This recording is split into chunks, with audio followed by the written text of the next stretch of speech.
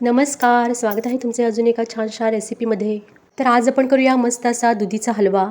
दुधीची भाजी खायला ना फारशी कुणाला आवडत नाही. दुधी भोपळ्याचे आपल्या शरीराला किती फायदा आहे हे सर्वांना माहीत आहे. रेसिपी अगदी सोप्या पद्धतीने दाखवणार आहे, त्यामुळे रेसिपी संपूर्ण पहा. आणखीन चॅनलवर तुम्ही प्रथमच रेसिपी पाहत असाल तर चॅनलला प्लीज सबस्क्राईब सुद्धा करा आणि रेसिपी आवडली तर रेसिपीला एक लाईक सुद्धा करा. दुधी हलवा करण्यासाठी इथे मी एक कोवळा आणि मध्यम आकाराचा दुधी घेतला आहे. आता यामध्ये जो मधोमध मऊ कापसासारखा भाग असतो तो थोडासा काढून टाकायचा आहे आणि व्हिडिओत दाखवल्याप्रमाणे किसणीने दुधी भोपळा किसून घ्यायचा आहे. हा किस जास्त वेळ बाहेर ठेवायचा नाही, नाहीतर काळा पडतो. त्यासाठी गॅसवर इथे मी एक स्टीलची कढई ठेवली आहे आणि त्यामध्ये 1 टेबलस्पून इतके तूप घातले आहे.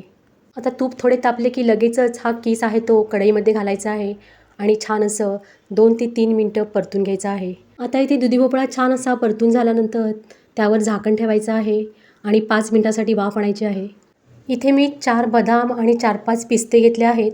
ड्रायफ्रूट इकडे किसून होत आहेत तोपर्यंत इकडे दुधी भोपळ्याचा किससुद्धा परतला गेला आहे, म्हणजे त्यातील संपूर्ण कच्चेपणा निघून गेला आहे. आता या दुधी भोपळ्याच्या किसामध्ये 2 पेले भरून दूध घालायचं आहे, म्हणजे अर्धा किलो दुधी भोपळा आहे त्यासाठी मी अर्धा लिटर दूध घातले आहे.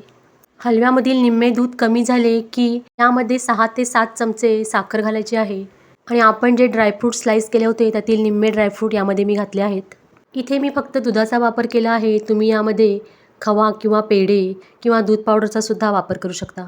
आता यामध्ये अर्धा चमचा वेलची पावडर घालायची आहे.